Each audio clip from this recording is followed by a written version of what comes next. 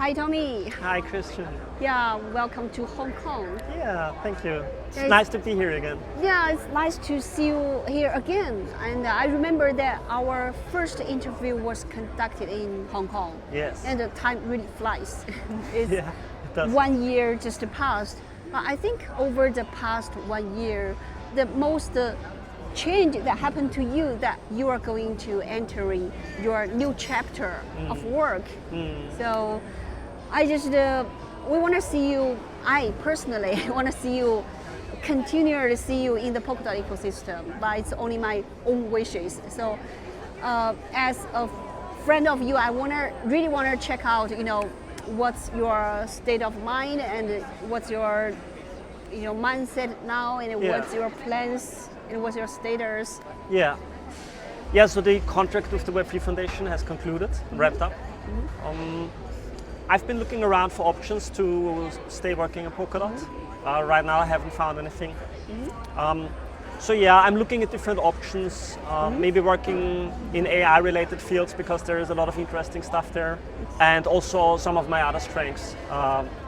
Maybe staying in Web3, doing something with governance, or I'm very interested in protocol research and those areas, so maybe something there. Okay. So about OpenGov, you are still delivering some from the OpenGov. So you are going to continuing your regular report. So the main work with the Web3 Foundation has concluded. I'm still active in Polkadot. I have hosted a few calls, like Twitter calls, community calls. And occasionally I'm live streaming a bit, but that's it for the moment. It depends. I want to focus right now on getting some kind of reliable work, and then I love Polkadot a lot, so I would love to spend my free time here also building interesting things. Yeah, it all depends what's going to happen next. Yeah. So but I saw on your Twitter that you are experimenting with AI and with different programming scenarios, and also see your work with agent to agent interactions. Yeah. So I read an article and it says that the capacity of AI is growing 5-fold every year. So from your direct experience, what's your take on that? Yeah, it's absolutely true. It's every quarter when you look at it, and working with just agentic software development, it gets more powerful. And I think there were some very big breakthroughs at the end of 2025. And right now, a lot of people are reporting this, and it's also my experience that when you're building something with Cloud Code, it's incredible how powerful you are and how quickly you can develop new features, new applications, either prototype something or just take an existing applications and keep improving it. So it's really crazy, and it's really fun to play with this new paradigm of how you work with agents that are embedded either in the operating system or that are just living in the folder of an application or maybe on a device. So it's really interesting to work with these kinds of agents where they have more agency in the sense that they have more capabilities that they can work with. There's also an interesting crossover to the themes that we're talking about in Polkadot when we talk about the agentic society. And now you see this theme coming in from a different angle where people talk about AI systems as agents, right? Okay. So it also throws up the question what you actually mean by agency. Okay. And from my understanding that the agent and the AI, whatever it is, but it's really release or lower the entry barrier for the developers. For individual developers, they have more power. Yeah. And but I think for the Polkadot infrastructure, and it's very mature and ready than before. But we have to admit, however, that the market is not very sensitive to the technical progress than before. Yeah. So how do you feel about that? Yeah. I would say the market is based on expectation about the present and the future. And that ties into how much can you do with an asset and how do you think the asset is going to create value. Yeah?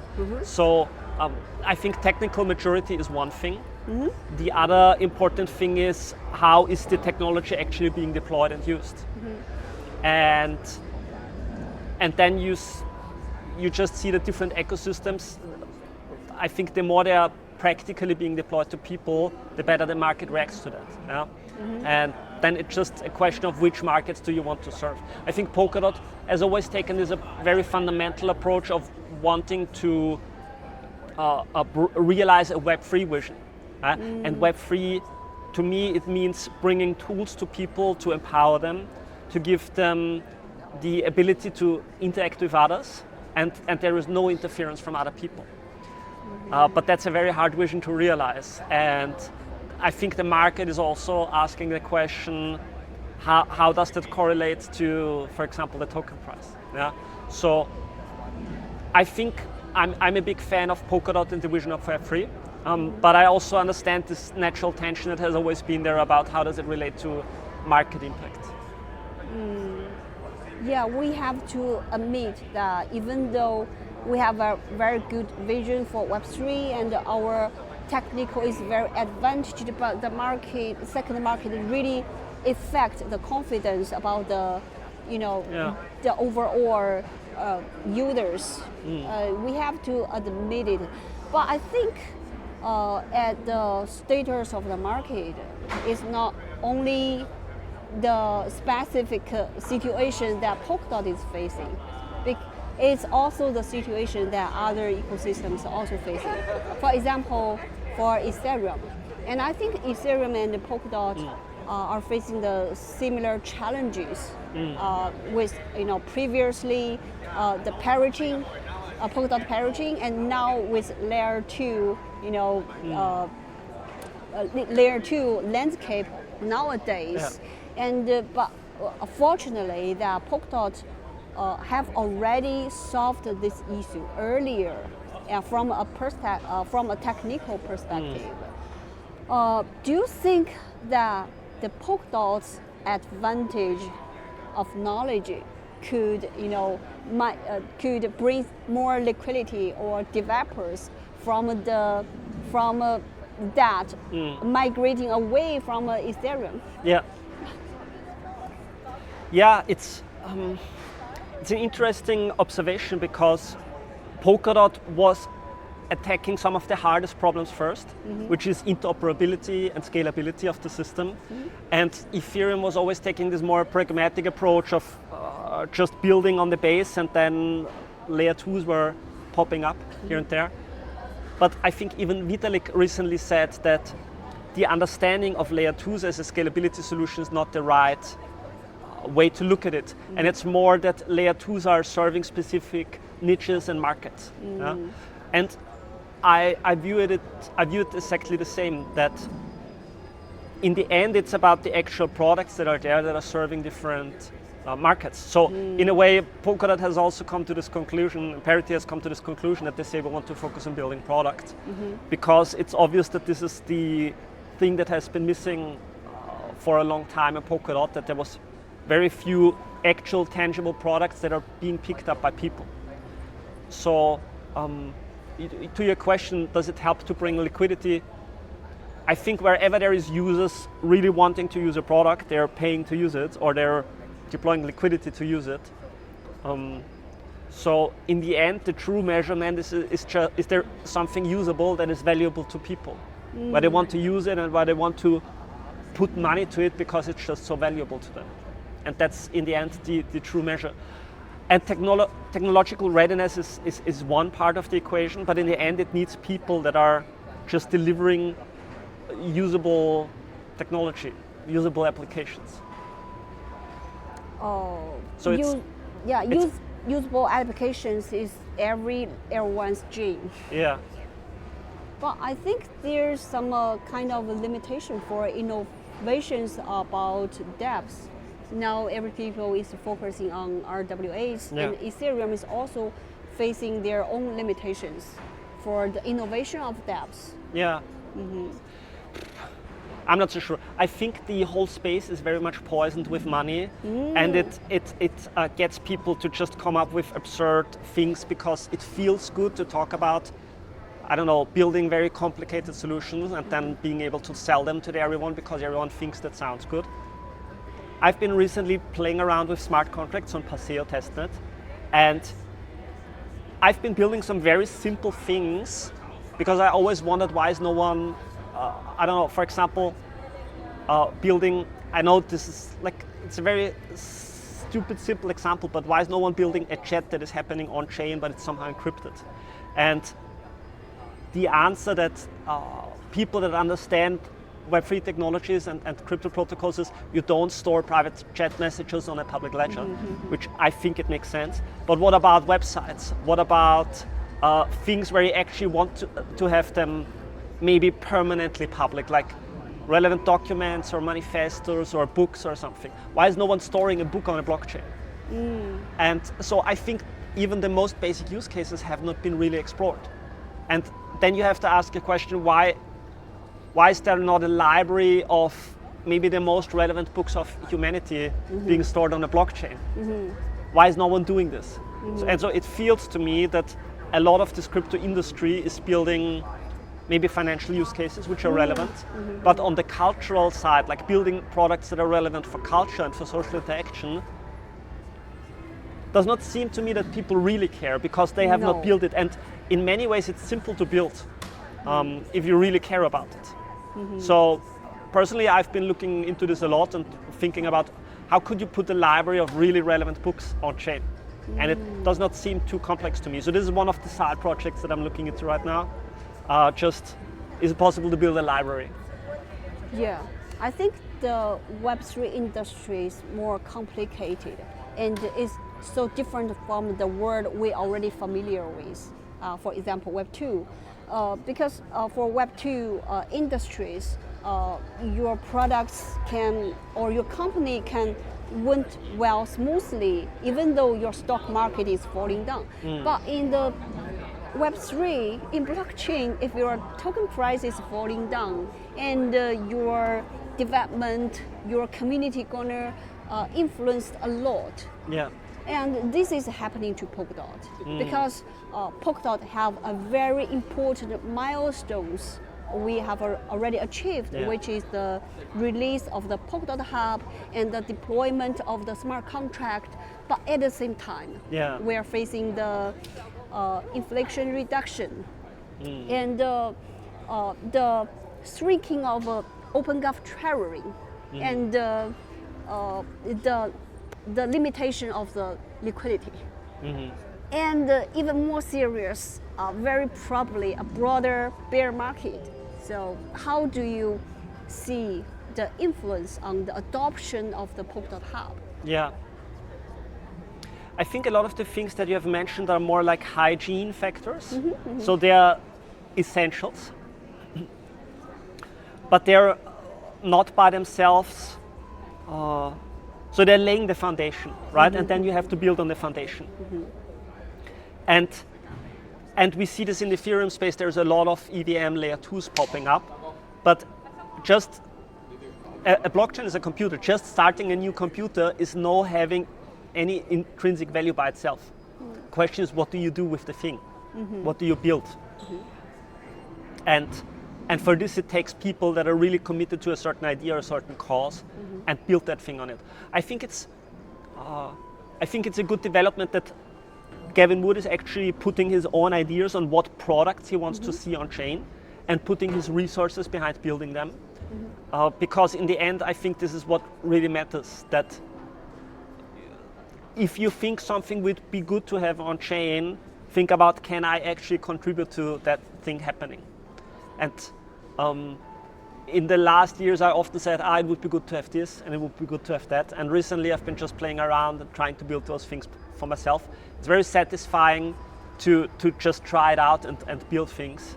And I think if the hub should become a successful thing, my personal thinking is you need to have a culture of people that are really into building and hacking things. I think hacking, like in the sense of just, you just love programming. Yeah, do something on the weekend or do something when you have some free time, and having a culture of people that are sharing these things with each other. I think this is one of the original things that made Ethereum very successful. Is you had this computer to work with, and back then it was the only choice you had. So all the developers that wanted to build something on that computer, they came together in the same community. And you see this spirit of just coming up with interesting things and trying out things and experimenting. You see this represented very heavily in the Ethereum community. And I think if you want to, because in Polkadot we are very fundamental about making Web3 a reality, it either comes from going very heavily into business development, and I don't think doesn't seem that this is the Polkadot way of doing things, or you go and build a culture and a community of people that really love to build interesting things that make a contribution to society and humanity. Yeah. So, and I think it's all about getting those people interested and showing them that this is what Polkadot really cares about. Because so many projects in this space are more about extracting money, extracting value, or pandering to financial institutions. And if you want to give, but they're virtue signaling values. They're saying, it's about decentralization or freedom or whatever, and very often it is not. So I think if you truly care about those things, you need to be very strong in representing this and broadcasting this message that Polkadot is the place where you care about true Web3 and bringing true freedom to people. And I think only by doing that you can reach the people that then come and want to build on Polkadot. Okay. That means that culture is the most important thing we have to focus on. Yeah, absolutely. And if we have the right culture, we can attract the right developers. Yeah. And they will, spending their time on our platform. They just want to try something fun. That's all. Not for something hype. And for the money only. Money is very important, but not only for money. You just feel very interested and happy to see that the great advantage where they are going to experience. The internet is cultural technology. It's a library of knowledge. When I was in my teenager years, I was spending so much time on Wikipedia, binge reading every night, because there was not so much to do on the internet. I mean, like reading was so important to me on Wikipedia and learning everything about the world. And I think the same is Web3 and crypto. It's a cultural technology, or we can use it as a cultural technology. But it takes. I think the stronger of a community you have of people that share those values,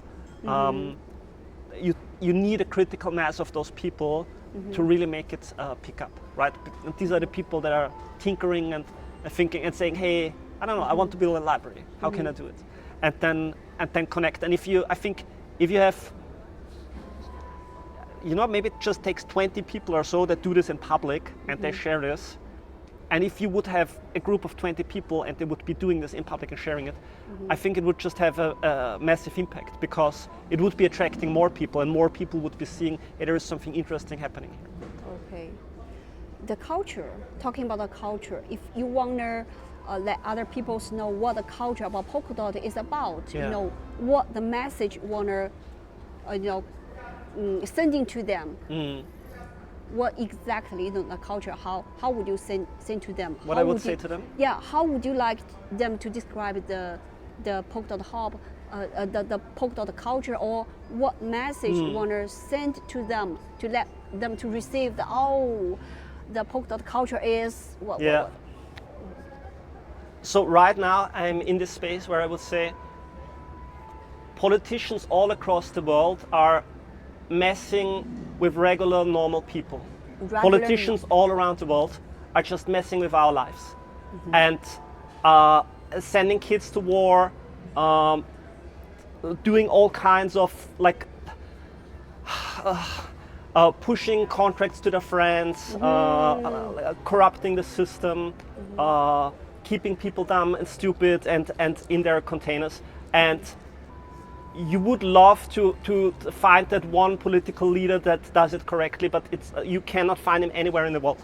And so the only thing to do is to empower people that they can manage as much as possible of their life on their own accord. And I think society is very important. You need a healthy society, but you want to have educated citizens that are contributing value to society. And if you have free, educated citizens, it's one of the best things you can do for society.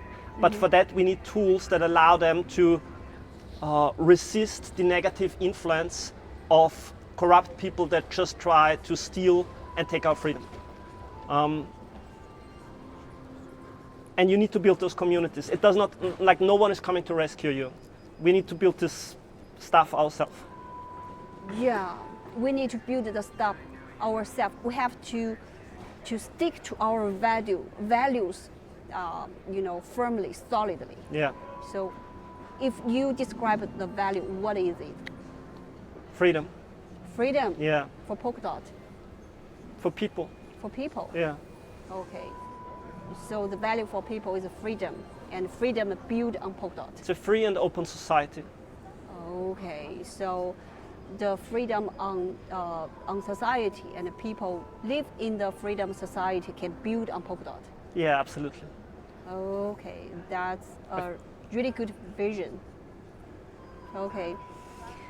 Back to, I think it's really a very good vision that we can stick to, because the world is going to be more complicated, and we have different cultures, but freedom is the core value. I think different culture are chasing for, and I believe that Polkadot have the capacity to offer them this place. And before, it is true that we have a very high threshold for developers. Luckily for now, we have a Polkadot Hub, and for individuals, they can take advantage of AI, and they can, to realize their ideas, no matter it's small or large, and they just can express their free ambitions. But we have to face the reality in Polkadot ecosystem, because after the launch of Polkadot Hub, and the priorities in the whole ecosystem have been shifted significantly. For example, the very OG and long-funded projects are not going to be supported anymore, including OpenGovWatch you are running. And I really love the regular report you delivered, and it's a resource that we can know exactly what is happening to the Polkadot OpenGov. Even though we are very missing for this part, but we have to admit it is. So, can you share your mindset on this? How do you progress to this shift, and what's your attitude to it, and what's your plans to do next? And you can share your experience on how to handle this situation. Yeah. It's a very big transition for the Polkadot ecosystem. So my perspective is this. There is about 2.5 years of OpenGov. And in this time, OpenGov has spent $250 million. $250 million. So that's $100 million per year. And now you have to ask the question, and that was just OpenGov. And now you have to ask the question, what did come out of these $100 million per year? Like, what is the value that has actually stuck? And I can name a few things. For example, I think PAPI is very valuable. I think there is a few SDKs that are very valuable that I've been trying out. I think a few educational programs are relevant. And you can point to different things and say they have a certain value. But then if you look at the overall picture, you see clearly that a lot of money has been wasted. Because if you think about $100 million, what could you build with $100 million? It's crazy. Think about how many people you could engage for how many years to build something meaningful. So I put myself in the shoes of Gavin or other relevant people in the Web3 Foundation or Parity, and I look at this situation, and the thing that I'm thinking is this needs a hard reset. Yeah, if you don't know which heads to chop off, maybe you should chop off all the heads of this creature that is there, and do a fresh start, right? So I don't know exactly what the exact mindset or thinking is, but I'm just thinking, I think it is very good for Polkadot as a whole to do a reset and go back to the fundamental values, and not play the game of the broader industry of just showering money anywhere in the hopes that the right people will come. Because obviously, if you look at the industry, this is not working.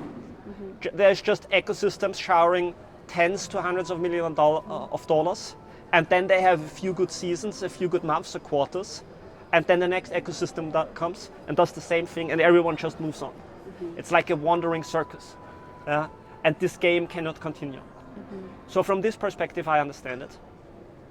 I think everyone pities themselves when they say, oh no, I'm no longer like being a funded part of the ecosystem. And I think many people try to make an honest contribution to the ecosystem, and so they feel sad they cannot make this contribution anymore. But that's what it is, right? I think this hard reset was somehow necessary. It's sad for people like me who want to make an honest contribution, and now, I don't know, I don't really see, like, first of all, I need to make enough money to feed myself and my son. And then if I have some excess resource and time, I can look into building with smart contracts. But right now I need to find a job, right? So this is what I'm focusing on. I have some ideas. I'm looking in the Web3 space, and because I'm very interested in just AI agents and what you can do with them and how interesting they are. This is something I'm looking at. Also, I did so much with automation and automation workflows. And in my job, I experienced so many situations where back offices or in marketing, things were just not automated enough. So I'm looking at those things where I can maybe help companies do these things. And exploring those things, but I don't really know. Right now I'm doing more of a broad search, looking in Web3, AI, workflow automation, and then I will see what is coming, reaching out to people, see if an opportunity comes up. But right now, I think a lot of people, not just in Polkadot, but in the overall crypto industry, it's contracting. So I think a lot of people are facing that problem right now. Yeah, I think we have to respect the market. Yeah. We have to admit that we have to deliver the real values that market really need. We have to admit that in the previous models of OpenGov, we did squander a lot of money. Yeah. And the outcome is not very good. And we just spent a lot of money on the sports stars, or put some pictures on very fancy buildings, but at the end of the day, and the market didn't buy in. And it really did not bring out some valuable things to us, to the community. So I think the strategy may be very crucial, and it have a broader effect to a lot of people in the ecosystem, and including some contributors for a long time. But we have to respect the market. We have to, it's a very good time to reflect that what's really valuable for the market and for the Polkadot ecosystem. I think it's very good opportunity for us to, make us very stronger and more more resistant to market shifting. So, can you share? I really want to hear your opinions on after all this shifting or the challenges. What drives your continuous passion to Polkadot? It's the fundamental values. It's Web3 values, and so I think these are represented very strongly in Polkadot. You see them also in Ethereum. I think you see them in a few other projects, DarkFi. So I think anyone who cares about helping people use the technologies of the internet to interact freely with other people, I think these people are allies. in our common fight to help the emancipation of humanity. Yeah, and so Polkadot, I think, is you still have a strong cultural capital in the form of people that are representing and fighting for these values. So, and this is, I think, the reason why I like the Polkadot community, because of the people that really care about this. Like, I think Byteboro is a good example. It's very inspirational to just see her mention, like, also just following her Twitter account and dropping these occasional ideas and hints and just representing those things.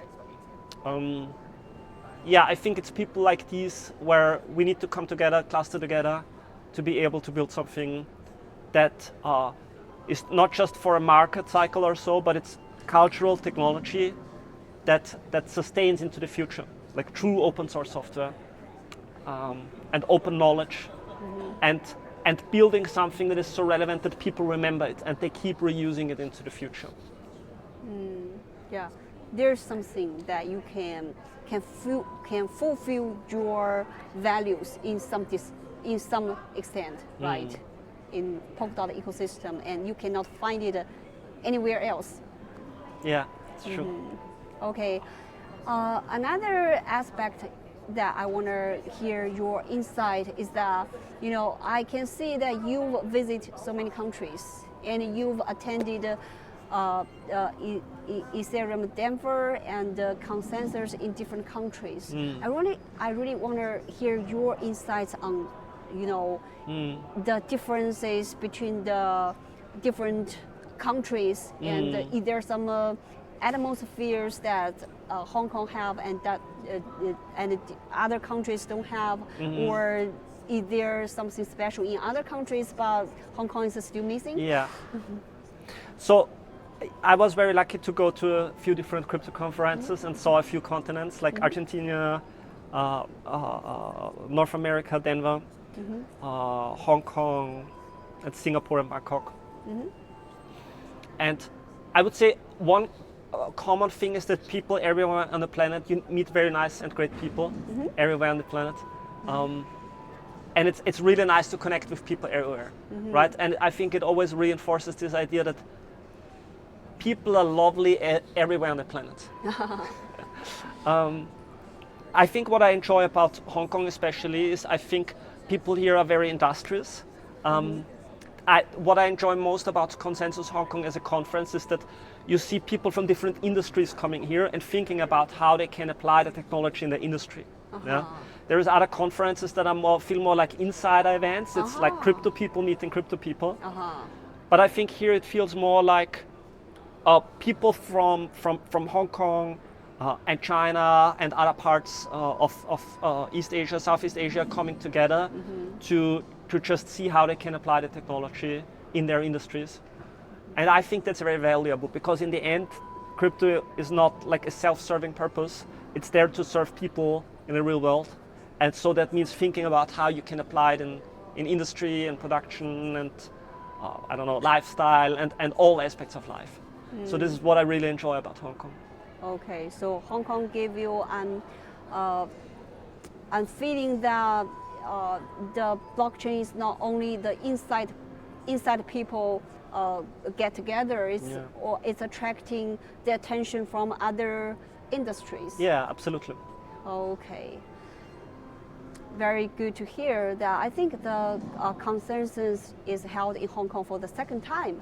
I think there's effort from the government because they really want to try to attract the influence of the Polkadot of the Web3 industry into the Hong Kong. I think that really have some influence already. Okay. Yeah, they have a very active stablecoin strategy. Lots of companies are working on that, admitting that, and it's just a very interesting design space to think about those issues of stablecoin remittance.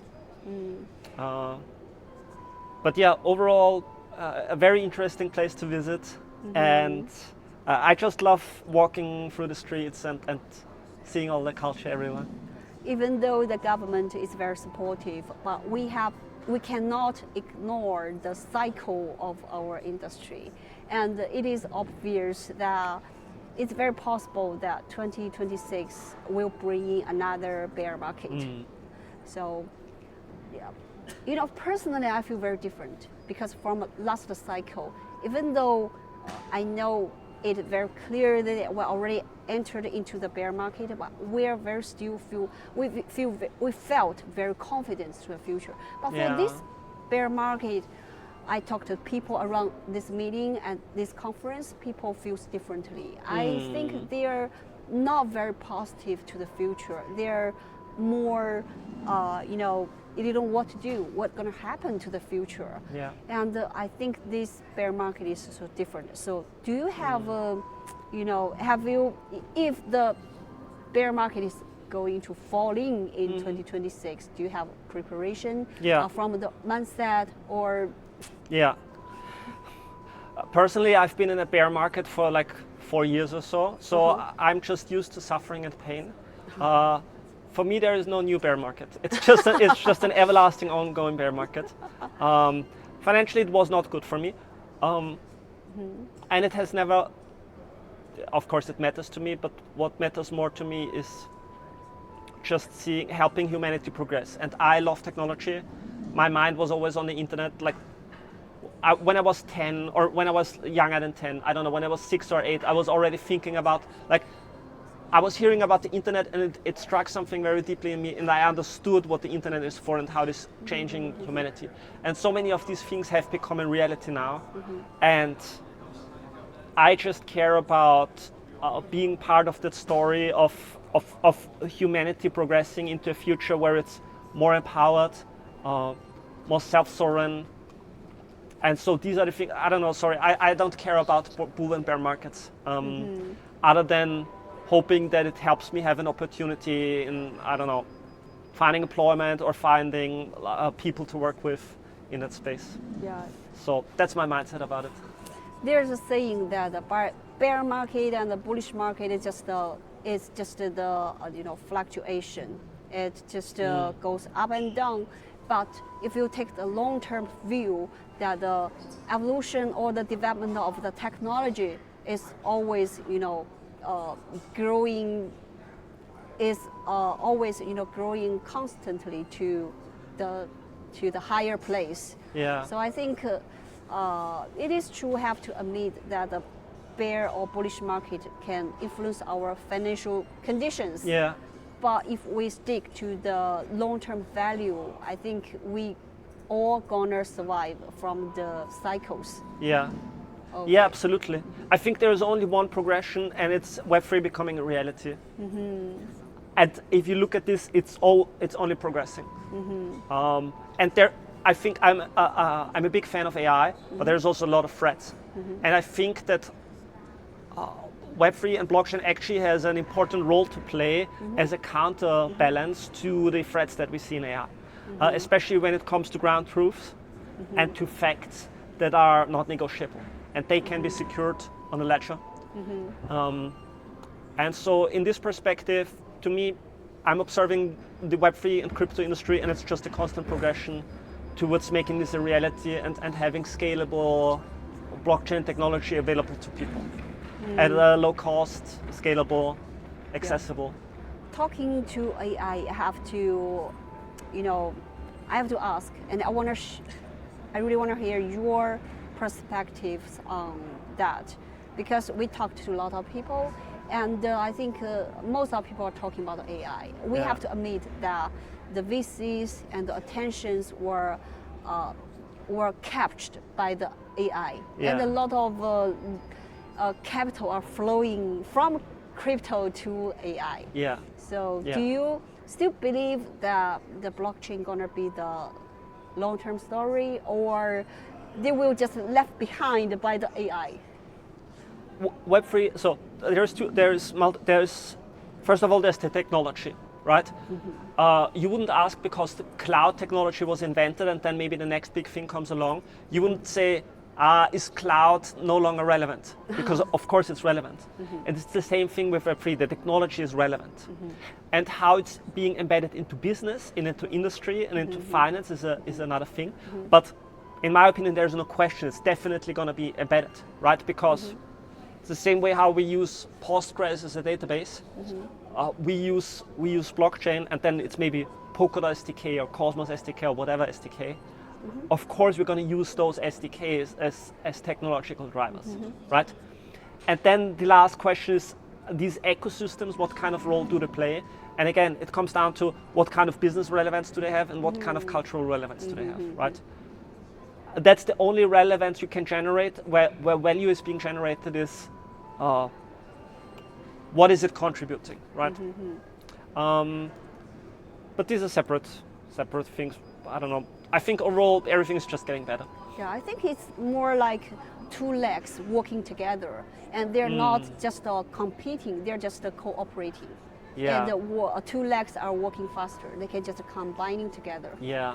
Yeah. And it's so much easier now to build anything crypto related with AI. Yeah. You still have to take care about the security aspects of it and designing it properly.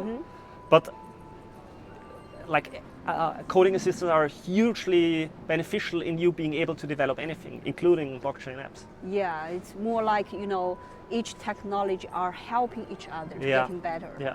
Recently I did like a very small integration where I built an MCP server that holds a wallet. And so I can tell the AI now, hey, send this amount of tokens to this address in natural language.